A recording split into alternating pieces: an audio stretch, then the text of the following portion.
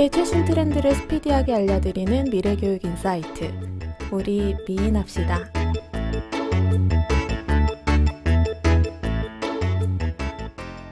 안녕하세요. 저는 교육공학계 차기 셀럽 윤성유입니다. 안녕하세요. 저는 교육공학계 크리에이터 장지은입니다. 안녕하세요. 저는 교육공학계 핵인싸 임현진입니다. 안녕하세요. 저는 교육공학계 요정 임지영입니다.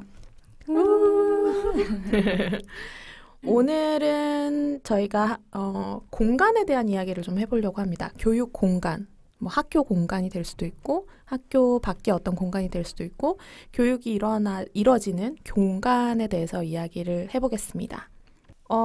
학교 다니실 때 학교 공간이 어떠셨어요? 우리 다녔을 때는 요즘에는 막 혁신학교라고 해서 정말 다양한 형태의 뭐 건축들도 많이 신경 써서 나오고 하긴 했는데 저희 다녔을 때는 거의 다 그 긴 복도형 형식의 한쪽에는 복도가 있고 나머지 다른 한쪽에 모든 그 교실과 방 구조를 이루고 있는 이런 형식으로 거의 다 만들어져 있었던 것 같아요. 그렇죠? 맞아요. 전에 저희 한번 얘기했었던 것 같은데 그냥 맞아요. 네모 건물에 네모 창에 네모 책상에. 근데 혹시 저희 중에 그렇지 않은 학교 다니셨던 분 있으세요? 저는 굉장히 평범한 학교를 다녔습니다. 저도요. 우리 모두 다 네모난 학교를 다닌 걸로. 네, 복도 있고 교실 있고 그리고 기껏 해봐야 뭐 과학실, 실험실 뭐 이런 거 있었고 맞아요. 도서관 정도 네. 뭐 있었던 것 같고 그렇게 특별한 공간은 경험해보지는 못한 것 같아요. 네, 그러니까 특활 활동을 하는 것들은 다 있었던 것 같아요. 저도 그러니까 과학실도 있었고 저희 미술실도 따로 있어서 이젤들 이렇게 쫙 세워놓고 뭐 석고들도 여러 개 있는 그런 교실도 따로 있었고 그다음에 저희 음악실도 따로 있었거든요. 그래서 음악실은 이렇게 그 방음 처리가 된 그런 공간들에서 이렇게 음악 같은 거 하고 그래서 그런 것들이 따로 있기는 했지만 어쨌든 전체적인 구조와 형태는 우리가 흔히 아는 한쪽에 복도가 있고 한쪽에 교실이 다 몰려있는 그런 구조였어요. 그 와중에 조금 약간 교실마다 다른 점이 뭐가 있냐라고 한다면 그나마 선생님들이 학교 그 교실 뒤에 꾸며주시는 아이들이 환경판. 네, 그것만 조금 다르고 이제 초등학교 때는 아이들이 그 교실 뒤에서 놀 수 있도록 그 약간 그 푹신한 거 스펀지 같은 거 좀 깔아주시는 이제 선생님이 조금 더 뭔가 교실을 약간 더 꾸며주시는 선생님이었던 그런 정도? 거의 다 비슷했던 것 같아요. 지금도 일단 기본적인 형태는 앞에 칠판이 있고 선생님이 이제 앞에 서 있으면 다 같이 앞을 향해 바라보는 형태로 기본적으로 되어 있잖아요. 이런 구조를 이제 팩토리 모델이라고 이야기를 하더라고요. 그러니까 예전에 우리가 이 교육 그 학교라는 시스템이 만들어지던 당시에 결국 이 공장에서 일하는 노동자를 키워내는 식의 접근이었잖아요. 그래서 그런 전통을 가지고 있는 교실의 모습이라고 해서 팩토리 모델이라고 이야기를 하더라고요. 그게 교실을 기준으로 봤을 때는 그렇게 이야기를 하고 또 건축물 자체를 기준으로 봤을 때는 또 파놉티콘이라고 부르더라고요. 그래서 그게 그 전에 성혜님이 다른 에피에서 한번 언급을 하신 적이 있는데 감옥의 구조 그리고 또는 병원, 군대 뭐 이런 것들이 보통 그런 구조를 하고 있다고 해요. 그래서 감시자가 아주 많은 인원을 자신의 모습을 드러내지 않고 감시할 수 있는 그런 구조. 그래서 굉장히 다수를 컨트롤하기 좋은 그런 구조를 이 파놉티콘 구조라고 부르더라고요. 네, 그리고 이제 인류의 발전으로 갑자기 학습하는 인구가 대량 이제 증가를 하면서 이제 교실에 효율적으로 이제 학생들을 담아내야 하다 보니까 한 교실에 뭐 수십 명을 집어 넣으려면 그 구조 아니고서는 그때는 이제 해결이 안 됐었던 거죠. 근데 지금은 교실에 뭐 초등학교 저 때만 해도 초등학교에 한 학년에 그러니까 한 클래스에 40명 정도였는데 지금은 뭐 20여 명이 된다고 하더라고요. 그리고 이제 저희 부모님 세대는 한 교실에 60명 정도 수용을 했다고 하고요. 저는 51명인 적이 있었어요. 저희 반에. 우와. 옛날 사람. 51명, 사람. 51명이 한 교실을 쓰면요. 정말 움직이질 못해요. 와. 정말 그리고 제가 그게 고등학교 2학년 때였거든요. 아니 이게 어떻게 된 거였냐면 제가 이과반이었는데 이제 여고였거든요. 근데 여고에 이과를 선택하는 친구들이 별로 없잖아요. 그러니까 되게 애매하게 100명 정도가 이과인 거예요. 그러니까 얘네들 두 반으로 나눠야 되나 세 반으로 나눠야 되나가 지금으로는 당연히 세 반이 네. 맞는데 그때는 한 30명 이렇게가 평균적이지 않았기 그쵸, 때문에 이제 문과반 친구들도 한 거의 40명은 넘는 정도의 규모여서 얘네를 두 개 반? 세 개 반? 이게 이제 갈등이었던 거예요. 그래서 두 개 반으로 이제 해서 51명이었어요, 저희 반이. 근데 고등학생들은 이제 책이랑 막 문제집 이런 게 굉장히 많잖아요. 그래서 그 A4 상자에다가 막 책 쌓아가지고 옆에 놓고 공부하고 다 그러는데 51명이 그렇게 하면 발 디딜 틈이 없어요. 지나가지 못해요. 와, 지금 제가 고3 때 저희 반이 한 37명 정도 됐었는데 근데도 이제 그렇게 박스를 이제 책상별로 하나씩 놓다 보니까 정말 부족했었다고 생각이 들었거든요. 못 지나가요. 상상이 안 되네요. 상상만 해도 숨이 확 막히네요. 그러니까 무슨 뭐 이렇게 지금 저희가 교육이라고 하면 생각하는 뭐 다양한 뭐 협력 학습이라든지 이런 거는 상상을 못 하고요. 그럼요. 책상 뭐 안 돌아가. 아니 그 책상과 책상 사이를 지나갈 수 없기 때문에 그런 환경에서 공부를 한 적도 있었죠. 그래서 이런 식의 접근이 상당히 오랫동안 전통적으로 이루어져 왔던 것 같고 그리고 저도 또 생각나는 에피소드 중에 하나가 야간 자율학습 같은 거 하잖아요. 그러면 이제 모든 선생님들이 이제 감독을 하는 게 아니라 한두 분만 그냥 학교에 남아 계셔가지고 복도를 이렇게 쭉 걸어가면서 복도에서 이렇게 교실 안을 쳐다보면서 이렇게 공부 안 하거나 떠들고 있는 애 있으면 이렇게 툭툭 치고 지나가고 그 장면이 지금 생각났어요. 교도소 막 파놉티콘 이런 얘기를 하니까 그런 추억이 떠오르네요. 갑자기 조금 슬프네요. 좀 이상적인 얘기를 해봅시다.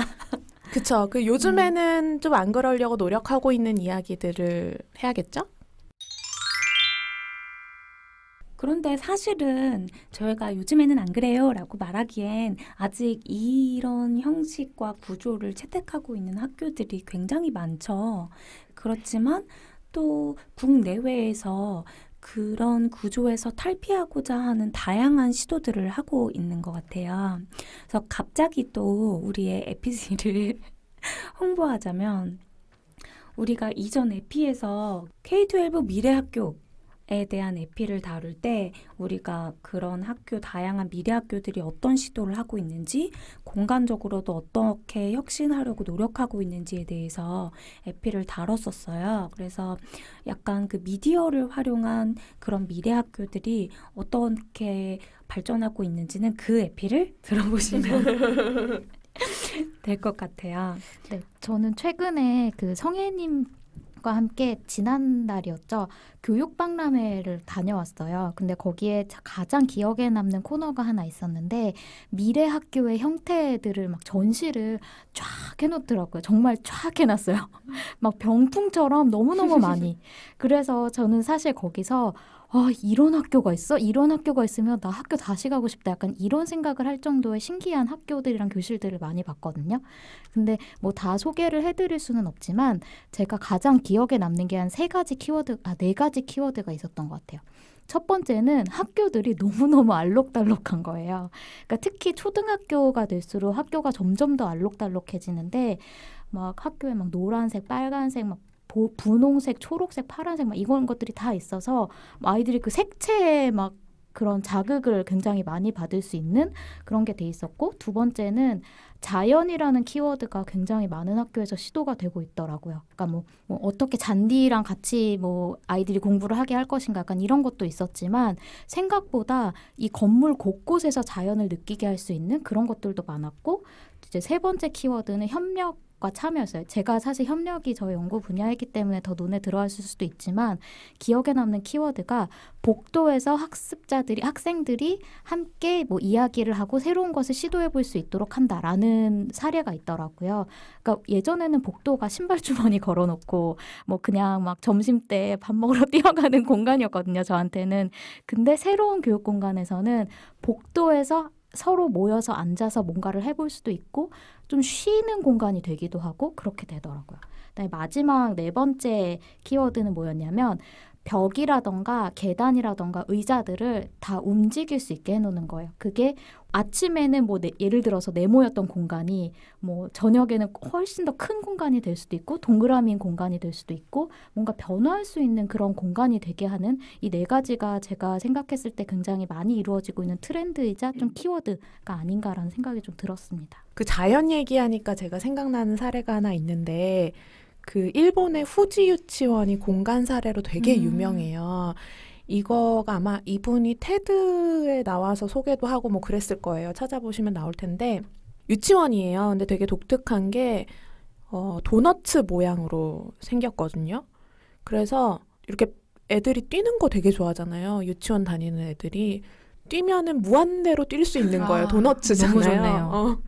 그래가지고 이 테드 강연을 들어보시면 애들이 하루에 뛰는 그 보수, 거리 이게 엄청나게 많대요. 이 유치원에 다니는 애들이. 그래서 그걸 듣고 아 얘네들은 밤에 잘 자겠다 이런 생각도 들었고 그리고 이 자연하니까 생각났다고 하는 이유가 이게 굉장히 자연 친화적으로 되어 있어요. 그래서 가운데 공간에는 거의 잔디밭처럼 되어 있고 그리고 원래 있던 나무들 이런 것도 해치지 않고 그 공간 안으로 자연스럽게 이렇게 넣어서 활동할 수 있도록 이렇게 된 사례여가지고 자연하니까 생각이 났습니다. 좀 많은 대안학교들과 그런 새로운 공간을 구축하고 있는 좋은 사례로 지적되는 학교들이 다 말씀하셨던 것처럼 이 자연이라는 소재를 적극적으로 활용해서 아이들이 자연과 친숙하게 계속 서로 만나고 그 자연 속에서 뛰어놀 수 있도록 하는 구조를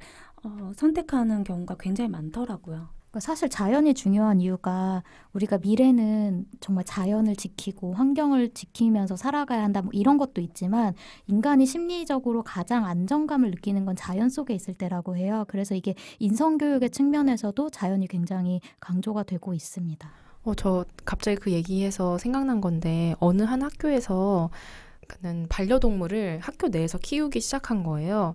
그랬더니 약간 학교 내에 있었던 학교폭력 문제들이 좀 많이 해결이 됐다고 그런 기사를 한번 본 적이 있었거든요. 근데 옛날에 너무 딴소리일 수도 있는데 옛날에 학교에서 사육장 하나씩 있었잖아요. 맞아요. 닭 이런 거 키웠는데 닭, 토끼 막 이런 거 있는데 맞아. 사육장 안에 들어있는 동물의 모습이 너무 불쌍해서 저는 더 약간 그쵸. 네. 그때 그 사육장에 있는 그 동물들이랑은 교감한 느낌은 전 없는데요. 그렇죠. 그때는 약간 조금 전시용과 그쵸. 그리고 이게 학교에 계신 어르신들이 이제 어머. 몸 보양으로. 어머, 왜냐면 이제 가끔씩 이게 한 마리씩 없어져요. 근거 있는 말이에요? 그러니까 저는 그렇게 알고 있었는데. 그런 얘기가 그래요? 돌긴 했어요. 네. 그리고 꽁 막 이런 것도 있었는데 그러니까 그 걔네들이 다 사람들 어디로 갔겠어요. 계속 있었어요. 무슨 소리예요? 어디 안 갔어요? 아니 제가 졸업할 때 되니까 다 사라졌던데요. 띠로리. 여튼 요즘 반려동물 키우는 학교들은 사육장 네. 형태는 아닐 거라고 아닙니다. 생각합니다. 굉장히 네. 친화적으로 이제 막 그 이제 반려동물들이 교실 내도 들어오고 막 하더라고요.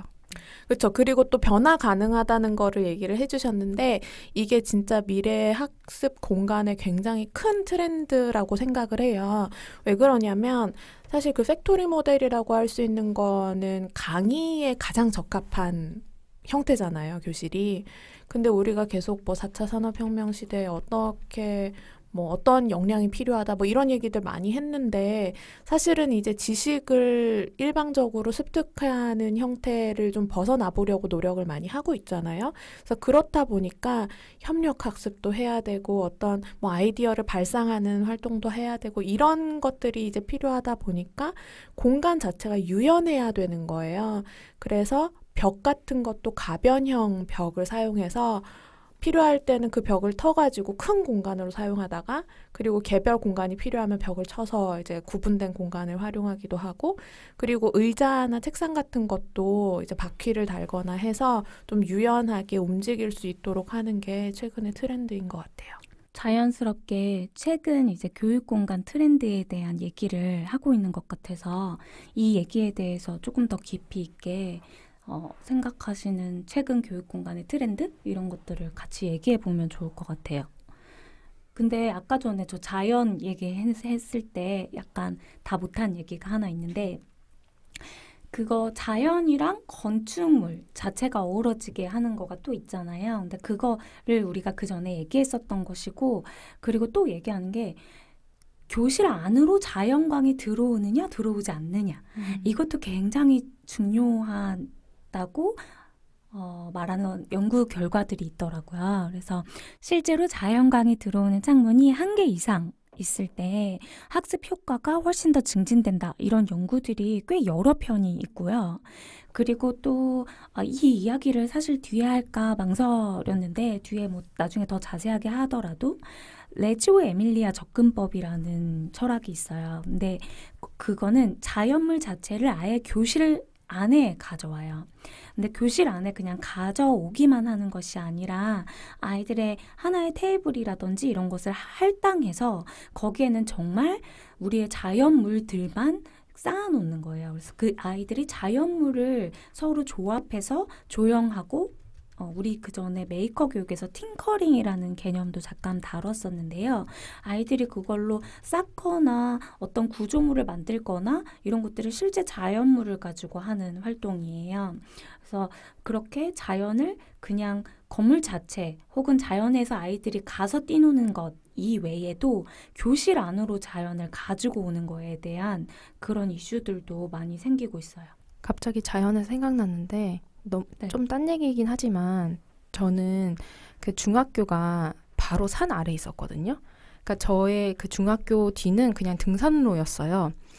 근데 아직도 굉장히 생생하게 기억이 남는 게 그냥 제가 수업 시간에 그냥 수업을 듣다가 무심코 그냥 무심결에 창문을 바라봤는데 그때 그 3월 봄쯤에 연두빛 그 새싹이 이렇게 자라나는 그걸 보고 그때 너무 아름답다라는 생각을 했었거든요. 근데 그 인상이 아직도 기억이 남아요. 굉장히 강렬하게. 그래서 그 교실 안에 자연은 없었지만 그냥 다 주변이 자연이었거든요. 그래서 그때 되게 건강하게 잘 자랄 수 있었던 것 같고 지금 아까 뭐 창문을 열어놓고 뭐 자연 뭐 강이 있고 이런 게 좋다고 했는데 요즘 미세먼지가 되게 심해서 요즘 애들은 창문을 못 열잖아요. 그게 굉장히 좀 하나 안타까운 것 같아요. 그래서 사실 저희 학교에 건축 대상 받은 건물이 하나 있어요. ECC라고 이제 도미니크 페로가 건축한 건물이 하나 있는데 저희 학교 어느 학교죠? 이화 캠퍼스 센터라고 ECC라는 곳이 있습니다. 근데 그 캠퍼스 컴플렉스 아니야? 어? 캠퍼스 컴플렉스 아니에요? 센터예요. 센터예요? 네. 그게 명칭이 너무 많이 처음에 말이 많았어. 지금 컴플렉스를 기억하시는 분은 학번이 원래 시작은 시작은 컴플렉스였는데 네, 이화 삼성 캠퍼스 컴플렉스였는데 그러다가 이제 죄송합니다. 지금 이화 캠퍼스 센터가 됐습니다. 네, 그게 없을 때부터 학교를 다녀가지고요. 제가. 그렇죠. 그 건물에 대해서 살짝 소개를 해드리자면 아까 말씀하셨던 자연광 있잖아요. 그 건물은 사실 이게 4층으로 되어 있는데 거의 모든 곳에, 그러니까 물론 모든 곳이라고 얘기하기는 어렵지만 거의 모든 곳에 그 자연광이 다 들어오게 되어 있어요. 그렇게 해서 거의 모든 강의실에서 정말 자연 그 햇빛이 너무너무 밝은 그런 상태에서 공부를 할 수도 있고, 그다음에 두 번째로 아까 말씀하셨던 미세먼지 있잖아요. 근데 또 그 건물은 자연광은 들어오는데 공기는 차단이 되고 순환이 되게 잘 돼요. 그러니까 그런 식으로 사실 그 건물을 처음 볼 때 뭐 이렇게 이상한 건물을 지었어라고 생각을 했는데 거기서 막상 공부를 하다 보니까 이거 너무 신기하고 좋다 이런 생각이 들더라고요. 근데 여기서 아까 추가를 더 드릴 설명이 4층이긴 4층인데 지하 4층이에요. 그래서 어떻게 지하 4층에 자연광이 들어와? 라고 생각을 하실 수 있는데 건물을 반을 쪼갰어요. 그래서 정말 중간에 그 홍해 기적? 이렇게 나오네요. 네. 파는 게 더 정확한 표현이에요. 네네네. 네. 그래서 그 빛을 지하 공간임에도 충분히 활용할 수 있도록 설계했다는 점이 정말 네, 돋보이는 것 같아요. 최근 공간의 트렌드를 저희가 이야기를 해보고 있는데 그런 표현도 써요. 액티브 러닝 클래스룸이라는 표현을 쓰거든요. 그러니까 지금까지 우리가 강의를 주로 해왔던 팩토리 모델에서는 학습자가 액티브하지 않잖아요. 그러니까 수동적인 역할을 하는데 액티브 러닝 클래스룸 같은 경우에는 교수자가 학습자한테 일방적으로 전달하는 형태가 아니라 거의 동등하게 어디가 교실 앞인지도 모를 정도로 이렇게 협력하고 뭐 그걸 서로 이야기 나누고 이런 거를 강조하는 교실 모형이라고 할 수가 있을 것 같고요. 이런 게 요즘 K-12뿐만 아니라 대학에서도 이런 교실을 조성하려고 노력을 많이 하고 있습니다. 네, 비전문 용어도 있어요. 비전문 용어가 뭐냐면 트랜스포머 교실이라고 불러요. 그래서 와닿는다. 네, 그래서 뭐 책상 같은 경우도 뭐 사다리꼴, 그다음에 삼각형, 그다음에 둥근형 뭐 이런 다양한 맞아요. 형태가 시도되고 있잖아요. 그래서 어떻게 조합하느냐에 따라서 굉장히 형태가 확 바뀌는 거예요.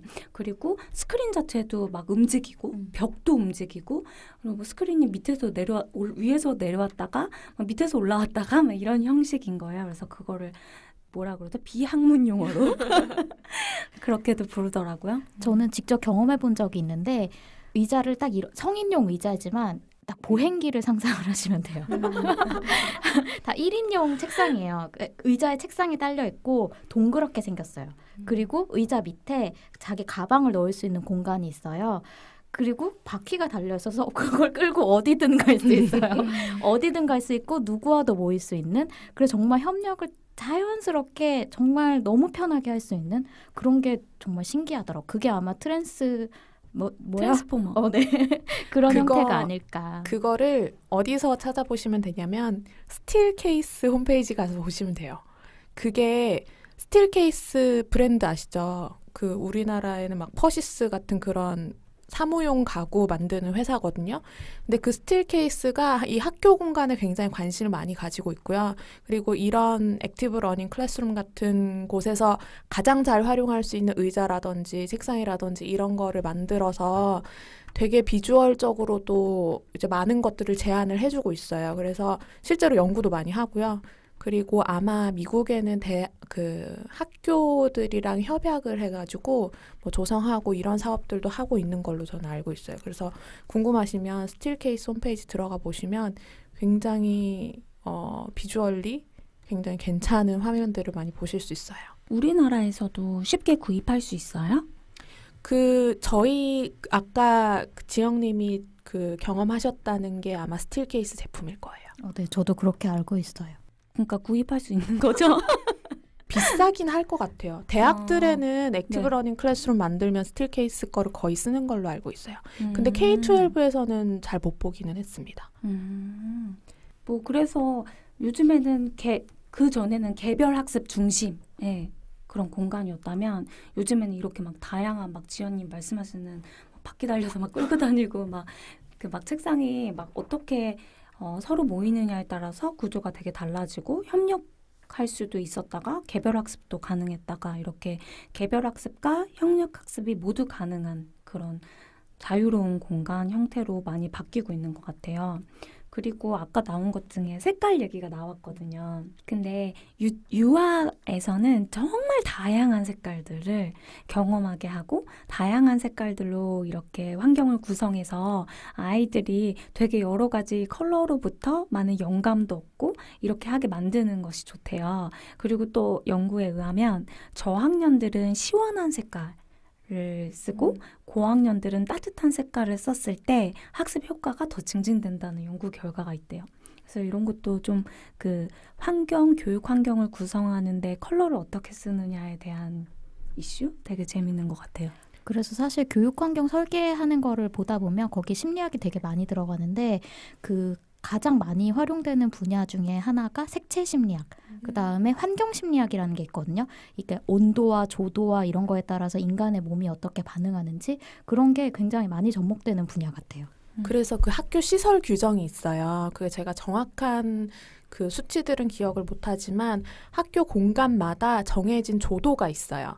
그래서 어떤 굉장히 그 세밀한 작업을 해야 되는 과학실이라든지 이런 공간은 좀 더 밝아야 되고 뭐 복도는 조금 덜 밝아도 되고 이런 규정들도 있고요. 그리고 제가 또 생각나는 게 천장이 높을수록 창의성을 발휘할 가능성이 더 높다는 연구도 제가 봤었어요. 그래서 창의 활동 공간과 학습 공간을 조금 분리해서 보기도 하는 거예요. 왜냐하면 학습 공간이 너무 또 천장이 높으면 집중력 저하의 원인이 되기도 하거든요. 그래서 지금 어느 정도 학습 공간이 활동 중심 공간으로 많이 바뀌고 있긴 하지만 진짜로 창의 활동이나 프로젝트 중심 활동을 할 때는 조금 더 천장도 높고 탁 트인 곳에서 아주 긴 막 장대 같은 것들을 이용해서 뭔가를 쌓거나 프로젝트를 만들 수 있고 아이들이 무슨 연극 무대를 만든다든지 배를 만들다든지 뭐 막 이런 프로젝트도 가능할 수 있게끔 하는 그런 공간들도 많이 활용이 된다고 하더라고요. 그래서 요즘엔 체육 공간을 또 프로젝트 활동 공간으로 많이 사용한대요. 거기가 천장도 높고 아무런 각오 없이 뻥 그렇죠. 뚫려 있으니까. 그리고 저도 또 추가하고 싶은 게 제가 예전에 교육 공간 관련된 이제 수업을 들었을 때 했던 것 중에 하나였는데 이제 한 초등학교를 미래지향적인 그런 교육 공간으로 재설계하는 그런 과제를 받고 작업했었던 기억이 나는데 뇌를 이제 깨우는 그런 교육 환경을 만들고 싶다 하면서 정말 오감을 자극하는 학교에서 뭐 얘기하신 것처럼 뭐 컬러도 그리고 이제 뭐 천장도 높게 만들고 이런 것도 얘기를 하면서 그런 음향적인 효과도 나오는 게 좋겠다. 그래서 어디는 뭐 자연의 소리를 들을 수 있는 곳, 어디는 뭐 클래식을 들을 수 있는 곳, 뭐 약간 이런 식으로 조성이 되면 좋겠다라는 아이디어를 낸 것이 기억이 나네요. 그 과제 아직도 시킵니다. 그러니까 근데 저 때는 그거를 그냥 이렇게 말로 쓰고 대충 뭐 PPT로 그렸는데 요즘 애들은 그걸 3D로 구현을 해서 스케치업이라는 프로그램으로 정말 그 비주얼라이징을 너무 잘한다고 하더라고요. 예. 다 누구 그것도 때문이겠어요. 지금 예. 여기 윤 교수님이 시키셔가지고 아니 시켰다기보다는 제가 그러니까 작년부터 그 수업을 하거든요. 그러니까 학생들이 그거를 스케치업으로 막 해온다는 소문을 그러니까 제가 맡기 전부터 들었었어요. 그래서 기왕에 이렇게 다 해올 거면 대놓고 알려주자. 그래서 제가 스케치업 특강을 해주고 있죠. 어쨌든 뭐 딴 네. 얘기였고 이어서 얘기해봅시다. 이렇게 교육 공간들에 대해서 관심들이 많이 높아지고 있고 이제 정부 차원에서도 이런 그 논의들을 많이 하시는 것 같아요. 그래서 그 현 정부에서 굉장히 중요한 사안으로 교육 그 환경을 조성하는 부분을 명시를 하고 있다고 합니다. 네, 그 국정 운영 계획을 살펴보면은 이제 여러 가지 요소들이 있는데 그 중에 미래 교육 환경 조성 및 안전한 학교 구현 이렇게 딱 명시가 돼 있고요. 그 중앙 정부뿐만 아니라 이제 시도 교육청에서도 그런 접근을 하고 있어요. 그래서 대표적인 사례만 좀 소개를 해드리면 서울시에서도 이제 그런 사업을 하려고 하고 있거든요. 그래서 미래형 교실이라고 이제 해가지고 이제 환경을 개선하고 미래 교육에 적합하도록 그렇게 학교들을 개선해 나가는 사업을 하고 있습니다. 네, 그리고 요즘에 환경적으로 미세먼지의 이슈가 굉장히 많아서 그 요즘에는 그 지자체에서 다 학교 교실에 전부 다 100% 그 미세먼지 저감 장치를 설치를 하겠다라고 이제 뉴스가 나오더라고요. 그리고 그런 학교 내의 교육 공간 이외에 또 최근 트렌드인 교육 공간들이 있어요. 그런 공간들이 이제 공육 교육 공간이라고 부르는데요.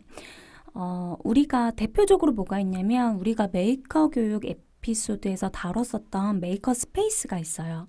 그러니까 메이커 스페이스 같은 경우가 공유된 교육 공간인 거죠. 그래서 실제로 그때 소개해 드렸었던 사례 중에 학교들이 이런 메이커 스페이스와 함께 연계를 해서 일주일에 한 번씩 메이커 스페이스에 방문해서 거기서 메이커 교육을 한다든지 이러한 활동들이 이루어지고 있고요. 그렇게 공유된 메이커 스페이스라는 공간은 여러 가지 아이들이 메이킹을 해볼 수 있는 장비들을 를 구축해 놓고 학생들이 와서 교육 프로그램을 들을 수도 있고 장비들을 어떻게 활용하는지에 대한 기초적인 수준의 교육도 들을 수 있지만 메이크업 교육의 철학에 기반해서 아이들이 거기서 프로젝트를 진행하는 그런 식의 수업까지도 지금 발달되고 있어요.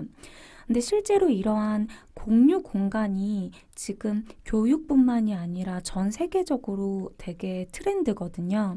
그래서 실제로 되게 중요시되고 있는 것 중에 하나가 요즘 공유 오피스의 개념이 있잖아요. 그래서 오피스 안에서 메이크업 스페이스랑 똑같은 거죠. 다양한 사무용 가구와 장비와 이런 것들을 모두 다 구축해 놓고 청소까지 다 해주는 거예요. 그리고 커피, 맥주 이런 것들을 제공하고 회의실도 제공하고 그 상태로 사람들은 몸만 들어가서 거기를 오피스로 활용할 수 있는 거예요. 근데 이거를 지금 교육 공간 얘기해서 왜 하느냐? 그냥 그렇게 오피스만 대여해 주는 게 아니라 요즘에 이런 공유 오피스들에서 직업 교육을 해줘요. 직업 교육뿐만이 아니라 평생 교육까지도 해주고요. 그리고 심지어는 거기에 네트워크 주선 매니저가 있어요. 그래서 그 주선 매니저들이 협업을 할 수 있는 시스템을 구축해주고요. 입주해 있는 스타트업들 중에서 서로 협업할 수 있는 사람들끼리 매칭해주는 그런 어떤 미팅 자리 같은 것들도 주선을 해준다든지 혹은 취미활동 교육 같은 것들도 뭐 그림 그리기, 요가 등등의 뭐 스포츠라든지 여러 가지 그런 교육들도 실제로 이 교육 공간에 그 공유 오피스에서 이루어지고 있어요. 그래서 실제로 보통 우리가 직업교육이라고 불렀었던 것들과 평생교육이라고 불렀었던 것들의 일부 역할을 이 공유 오피스에서 하기 시작하면서 또 사람들이 여기에 큰 이슈를 되게 중점을 두고 있죠. 실제로 3년 만에 원래 한두 개 있었대요. 2015년에. 근데 3년 만에 50개가 생기고 한 3배로 늘어났고 5년 안에 10배 이상 확대가 될 거라고 전문가들이 예측을 하고 있고요. 대기업들이 다 원래는 스타트업이 들어와서 하는 거였는데 요즘 대기업들 TF들이 다 들어와서 공유 오피스에서 일하고 있고 그리고 심지어 약간 그 신사업 개발 분야 같은 경우는 일부러 그 부서 전체를 공유 오피스로 내보낸대요. 사옥에서 일을 안 시키고. 왜냐하면 기존의 사옥에서 가지고 있는 그 대기업의 전통적인 문화 자체가 아이들의 창의적 발상에 도움이 안 된다고 판단을 해서 좀 창의적으로 일을 할 수 있는 공간으로 일부러 내보내는 그런 시도들도 하고 있다고 하더라고요. 효과가 있을까요? 그 코워킹 스페이스에서 일하시죠, 지연님은? 네. 어떠세요? 제가 일단 여기서 일을 해보니까 너무 좋아요. 너무 좋고 너무 편하고 그리고 실제로 공간 자체가 주는 어떤 자유로움의 느낌이 있어요. 그러니까 어느 공간에 가서 일을 하느냐가 그 사람의 업무 형태에 영향을 주는 것 같아요. 그래서 어떤 사람들은 이런 분석도 하더라고요.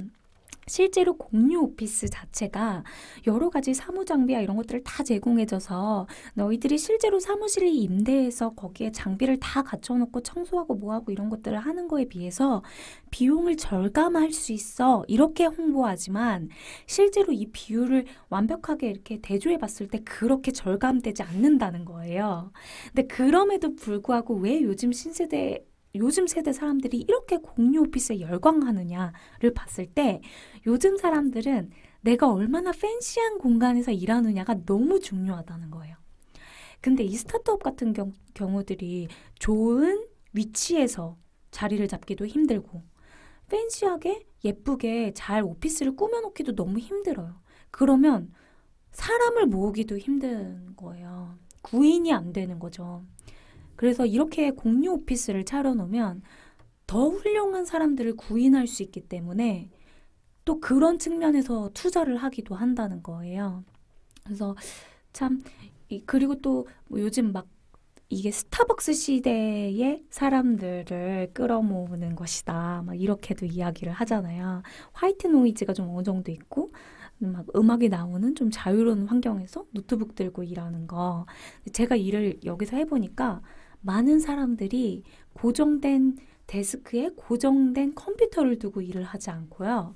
많은 사람들이 노트북을 들고 여기저기 드러누워서 일을 해요. 그리고 막 소파에서 일했다가 데스크에 가서 일했다가 그리고 들고 나와서 바깥에 나와가지고 앉아서 일했다가 이렇게 좀 자유롭게 하더라고요. 그 행복난민의 장면이 하나 떠올랐어요. 그때 이상한 소파 이런 데 앉아있던 학생들한테 쟤네는 왜 거기 앉아있냐고 물어봤더니 걔네가 Why not? 이랬잖아요. 그게 갑자기 떠올랐고 사실 이런 그 좀 캐주얼하고 자유롭고 그리고 창의성을 좀 촉진할 수 있는 공간들이 이제 그 일을 할 때는 좀 트렌드로 잡아가고 있는 것 같은데 사실 K-12 학교에서 그런 거를 시도하는 경우는 많지는 않잖아요. 제가 그 유현준 건축가님의 책을 읽었었거든요. 근데 거기에는 뭐라고 얘기가 나오냐면 물론 뭐 일반화할 수는 없을 수도 있어요. 그런데 공립학교에서 그런 시도를 하는 게 굉장히 어려운 문화가 있다라는 거예요. 일단 비용적인 것도 물론 첫 번째 이슈겠죠. 어떤 특정한 학교에 특별히 돈을 더 많이 투자해가지고 교육 환경을 팬시하게 만들어주는 것 자체가 어렵기도 하지만 그리고 비용을 이제 최대한 적게 해서 시도할 수도 있지만 그럼에도 불구하고 공교육은 눈치를 보는 거예요. 이 학교만 해줬을 때의 반발. 그렇기 때문에 그런 문화가 공무원 조직 그리고 공교육 조직에 있다라는 얘기를 제가 봤어요. 안타까운 부분이긴 하죠. 그리고 최근에 또 선도학교들을 우리가 많이 하고 있잖아요. 뭐 디지털 교과서 얘기할 때도 디지털 교과서도 선도학교를 운영하고 있고 그다음에 우리 소프트웨어 교육 편에서도 이야기를 했었는데 소프트웨어 교육 편에서도 이제 그 선도학교들을 점차적으로 확대해 나가는 방식으로 했단 말이죠. 그래서 저도 이 교육 공간 같은 경우도 아주 작게 선도학교들을 선발해서 선도학교를 점차적으로 늘려나가는 방식으로 확대해 나가면 어떨까 하는 생각이 드네요. 서울시에서 아까 그 미래형 교실 추진한다고 말씀드렸잖아요. 그게 약간 그런 접근을 하는 것 같아요. 그래서 서울시의 그 계획을 보면 매년 10개씩 총 40개의 학교를 선정해서 이런 시설들을 늘려나가는 이런 활동을 하려고 한다고 합니다. 네, 그러면 그런 학교의 사례는 저희가 조금 이어서 더 자세히 살펴보는 것으로 하고 일단 지금 저희의 이야기를 좀 마칠까요? 너무 길어졌거든요. 네. 교육의 최신 트렌드를 스피디하게 알려드리는 미래교육 인사이트. 우리 다음에도 미인할까요? 구독 미인, 팔로우 미인, 하트 미인. 많은 후기와 댓글 후원 부탁드립니다. 우!